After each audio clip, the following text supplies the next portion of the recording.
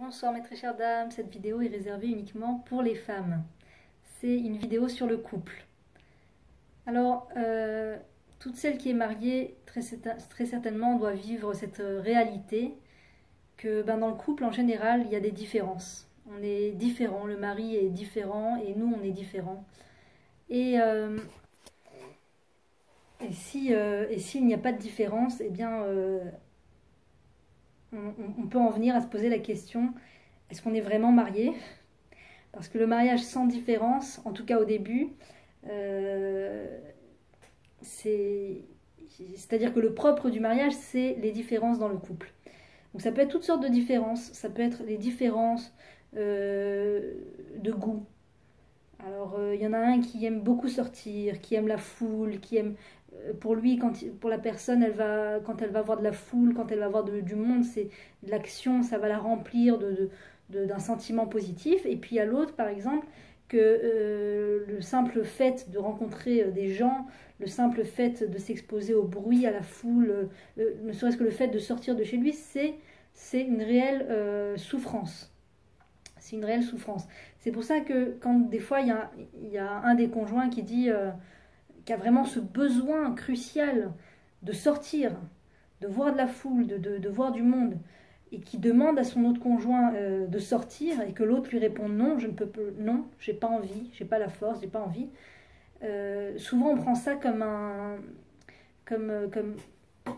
juste comme on voit juste le côté du refus en fait, et on se projette pas, on a souvent du mal à se projeter à la place de l'autre et de se dire peut-être que ce non ne vient pas juste pour m'enquiquiner, il dit pas non juste pour m'embêter, peut-être que ça vient d'une réelle, vraiment d'un réel mal-être du fait de sortir. C'est-à-dire que de la même façon que moi, de rester enfermé, ça me réjouit pas, lui de sortir, eh bien, ça ne le réjouit pas à la même mesure. Donc en fait, c'est comme ça pour tout. Alors ça peut être les goûts, ça peut être les idéaux, ça peut être le niveau de religiosité. Le niveau de religion, donc on peut être, je connais un couple dont la femme est religieuse et le mari ne croit pas en Dieu. Le mari se dit ne pas croire en Dieu. Alors il y a un rabbi qui disait que quand un juif dit qu'il ne croit pas en Dieu, il ment. Parce que tous les juifs au fond croient en Dieu. En tout cas, cette personne, ce mari-là, affirme ne pas croire en Dieu. Donc imaginez les deux univers qui sont vraiment opposés, cette femme qui est religieuse, cet homme qui ne croit même pas en Dieu. C'est vraiment deux mondes, c'est vraiment des kilomètres et des kilomètres qui les séparent. Et pourtant, ils arrivent à vivre et ils ont réussi à élever leurs enfants. Et tous leurs enfants, alors c'est ça qui est incroyable, enfin, la plupart de leurs enfants sont sortis comme la maman en fait, ont pris exemple sur la maman et sont religieux aujourd'hui à part entière, croient en Dieu. C'est des gens vraiment croyants, c'est vraiment des gens qui ont la foi et qui veulent grandir en Torah, qui veulent grandir en mitzvot et dans le Hémet et dans le Derech HaEmet, qui recherchent la vérité. Donc, euh, donc en fait, le niveau de religion du papa n'est jamais crucial pour le devenir des enfants. Ce qui est crucial pour le devenir des enfants, c'est le regard que la maman va projeter sur son mari aux yeux des enfants. C'est parce que les enfants voient leur père au travers des yeux de la maman. Et donc, en l'occurrence, plus ils auront une image de leur père qui est belle, qui est respectable, plus ils seront équilibrés. Donc, si la maman veut rendre un service à ses enfants, c'est certainement pas en allant chercher les défauts de son mari et en disant à ses enfants, vous savez, votre père, il fait pas comme il faut, c'est pas comme ça qu'il faut faire. Ce que vous voyez là faire votre père, ne faites pas comme ça. Oui, c'est important de leur dire ce qui leur est permis de faire et ce qui ne leur est pas permis de faire, mais en essayant le moins possible de descendre l'image du père aux yeux des enfants. De toujours aller chercher les points positifs du père et d'en parler aux enfants, de dire, vous savez, votre père, c'est quelqu'un de très droit, quelqu'un de très généreux, il ne fait pas payer cher les pauvres, je ne sais pas moi, on peut toujours chercher des qualités chez l'autre. et le dire aux oreilles des enfants. Et comme ça, les enfants pourront prendre le meilleur de leur père et le meilleur de leur mère, et ça donnera un très beau résultat, Be'ezrat Hashem. C'est pas fatal si le mari n'est pas religieux.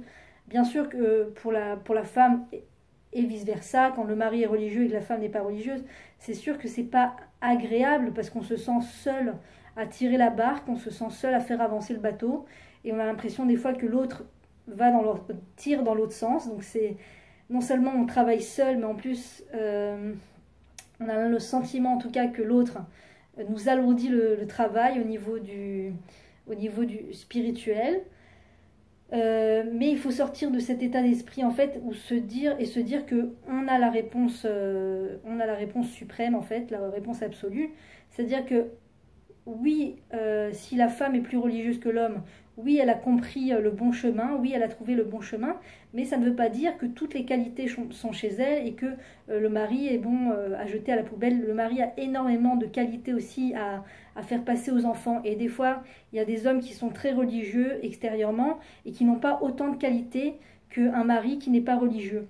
Des fois, un mari qui n'est pas religieux, justement, a des qualités qui sont un cadeau pour notre couple, pour soi, et pour l'éducation de nos enfants.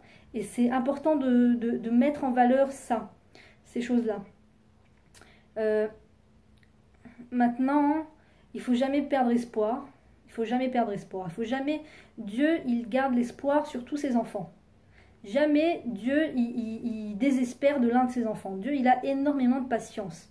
C'est comme ça qu'on le décrit dans Tomer Dvorah, dans le livre de Tomer Dvorah, c'est comme ça qu'on le décrit dans la Torah, que Dieu a énormément de patience envers ses enfants, envers nous-mêmes d'ailleurs, même si on a un niveau de religion important, ça nous a peut-être pris du temps, à avoir la crainte du ciel, ça nous a pris du temps, c'est pas tout de suite que ça vient, donc tout ça, Dieu, il a été extrêmement patient avec nous, donc nous, on est sur terre pour ressembler à Dieu en fait, et c'est important de lui ressembler en ayant de la patience envers son mari.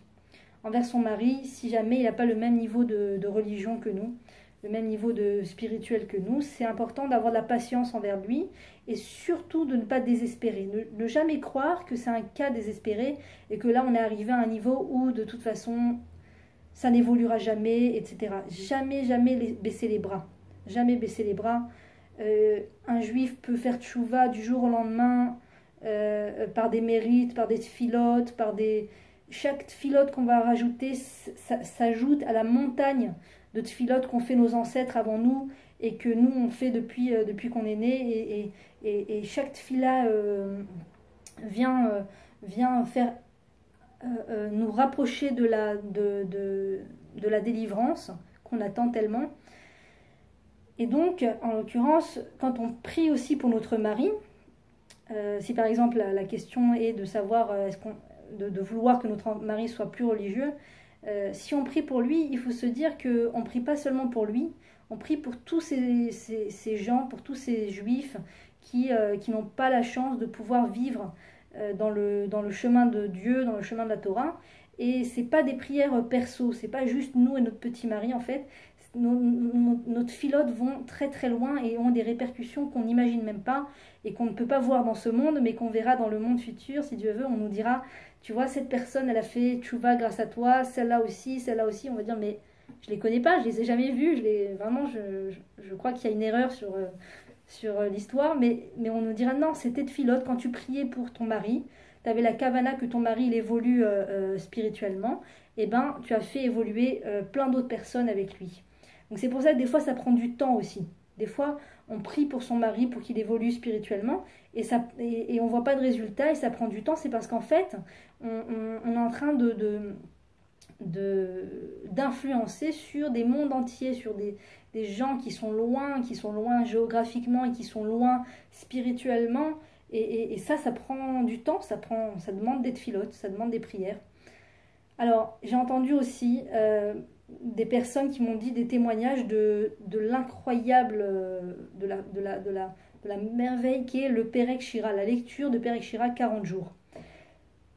On peut lire Perek Shira 40 jours et demander à la fin du Perek Shira ce qu'on veut. Il faut demander une chose à la fois.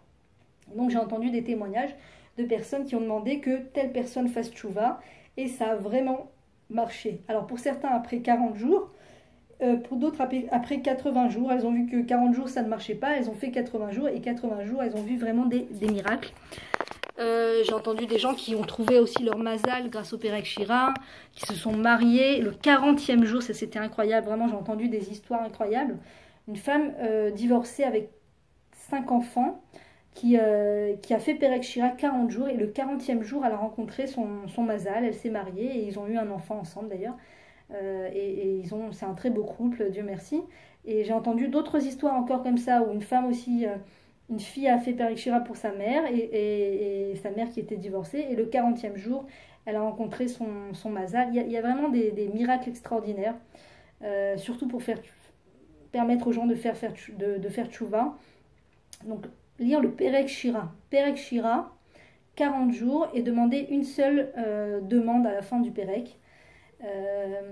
Et c'est important de le faire ou en journée ou en nuit, parce que comme le jour commence la nuit en hébreu, dans le calendrier juif, le jour commence la nuit. Donc, pour ne pas rater un jour, il faut le faire ou que la nuit ou que le jour. Décidez, ou avant le lever du... Pas un jour la nuit, un jour le jour, parce que tu risques de rater un jour. Et donc, ça enlèverait un jour au compte. Voilà, 40 jours de Perek Shira, c'est miraculeux. Ou bien, des fois, comme dit le Rav Zamir Cohen, des fois quand une Yeshua, une Sgoula, qu'on doit dire 40 jours ne marche pas, il faut le faire le double. Il faut faire 80 jours. C'est des choses qui demandent beaucoup de tfilotes, mais Perek Shira fait avancer les choses d'une façon extraordinaire. Donc comme quoi il ne faut vraiment pas désespérer, jamais désespérer. Une personne peut toujours faire tchouva à n'importe quel moment, se renforcer spirituellement. On n'est pas dans les comptes de Dieu, on ne sait même pas comment. Nous, on s'imagine, j'aimerais bien que mon mari aille voir ce rave, j'aimerais bien que mon mari se renforce avec ce rave, qu'il écoute ce cours de Torah et tout. Et en fait, Hachem, il a des plans beaucoup plus précis. Il sait exactement comment faire tchouva à une personne. Et c'est bien loin de nos petits calculs humains. Il sait exactement comment il va permettre à une personne de se réveiller spirituellement et de se rapprocher de Dieu et de chercher le Hémet. Il sait exactement. Et nous,